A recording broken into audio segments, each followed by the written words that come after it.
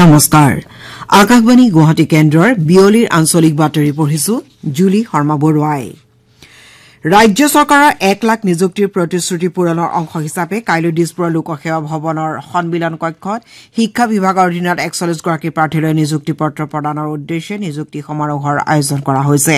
এই 41 গৰাকী প্ৰাৰ্থীৰ ভিতৰত উচ্চ শিক্ষা সঞ্চালকালয়ত 22 গৰাকী কাৰিকৰী শিক্ষা সঞ্চালকালয়ত 12 গৰাকী আৰু ৰাজ্যিক শিক্ষা গৱেষণা আৰু প্ৰশিক্ষণ পৰিষদত 7 গৰাকী প্ৰাৰ্থীক নিযুক্তি পত্ৰ প্ৰদান কৰা হ'ব এই অনুষ্ঠানত মুখ্যমন্ত্ৰী হিমন্ত বিশ্ব শৰ্মা মুখ্য অতিথি হিচাপে উপস্থিত থকাৰ লগতে শিক্ষামন্ত্ৰী ডঃ ৰণোজ পেগু উপস্থিত থাকিব উল্লেখযোগ্য যে চলিত বৰ্ষৰ 14 মাৰ্চ পৰ্যন্ত ৰাজ্য চৰকাৰে ৯৭,৪৫৪ গৰাকী প্ৰাৰ্থীক নিযুক্তি পত্ৰ প্ৰদান কৰিছে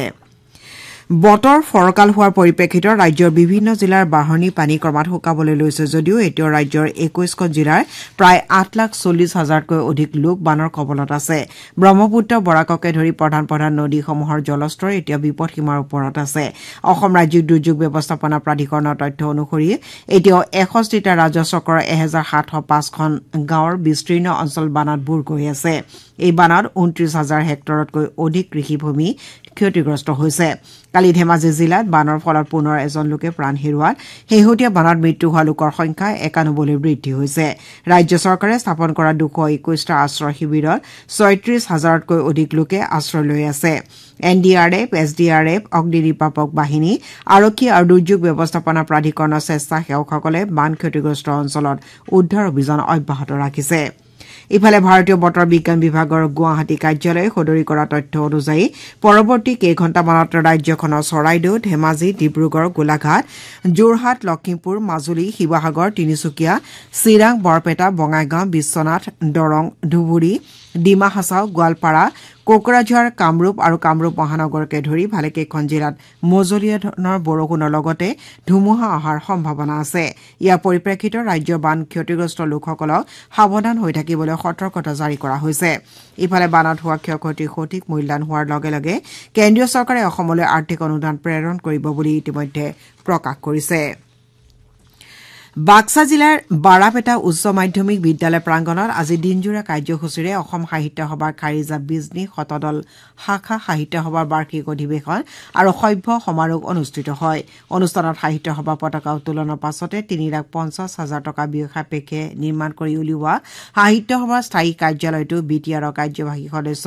গৌতম দাসে উদ্বোধন কৰে সভাত অংশগ্ৰহণ কৰি ভৱানীপুৰ বিধানসভা সমষ্টিৰ বিধায়ক ফণীধৰ তালুকদাৰে নৱনিৰ্মিত কাৰ্যালয়টো উন্নীতকৰণৰ বাবে অতিৰিক্ত 2 লাখ টকাৰ অনুদানৰ ঘোষণা কৰে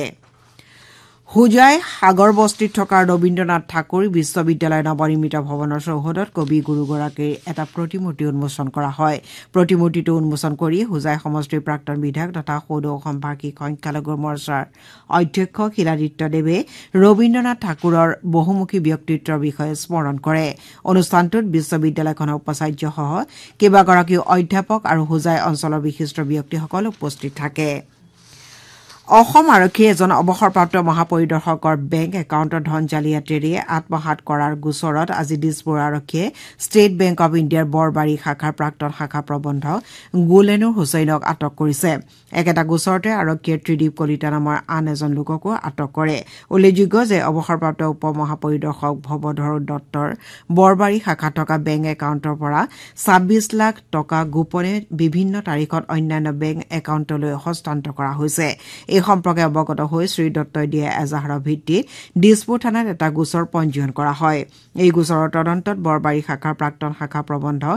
গুলেনু হুছেইনে ইণ্টাৰনেট বেংকিঙৰ সহায়ত ধন জালিয়াতি কৰা তথ্য পোহৰলৈ আহে অৱসৰপ্ৰাপ্ত মহাপৰিদৰ্শকজনৰ বেংক একাউণ্টৰ সৈতে ফোন নম্বৰ সংযোগ কৰি আৰু ইউজাৰ আইডি লগতে পাছৱৰ্ড সৃষ্টি কৰি বৰবাৰী শাখাৰ প্ৰাক্তন শাখা প্ৰবন্ধকগৰাকীয়ে জালিয়াতি কৰিছিল অভিযুক্ত হুছেইনে একেদৰে আন বহু লোকৰ ধন আত্মসাৎ কৰা ঘটনা সন্দৰ্ভত আৰক্ষীয়ে তদন্ত আৰম্ভ কৰিছে ভাৰত আৰু জিম্বাবুৱেৰ মাজৰ টি20 ক্ৰিকেট শৃংখলাৰ পঞ্চম তথা অন্তিমখন খেল আজি হাৰাৰে স্পৰ্টছ ক্লাবত অনুষ্ঠিত হৈছে টছত জিকি জিম্বাবুৱে ভাৰতক প্ৰথমে বেটিং কৰিবলৈ আমন্ত্ৰণ জনায় বাতৰি লিখা পৰলৈকে ভাৰতে 7 অভাৰত 3 উইকেটৰ বিনিময়ত 50 ৰান সংগ্ৰহ কৰিবলৈ সমৰ্থ হৈছে বিয়লিৰ আঞ্চলিক বাতৰি ইমানেই নমস্কাৰ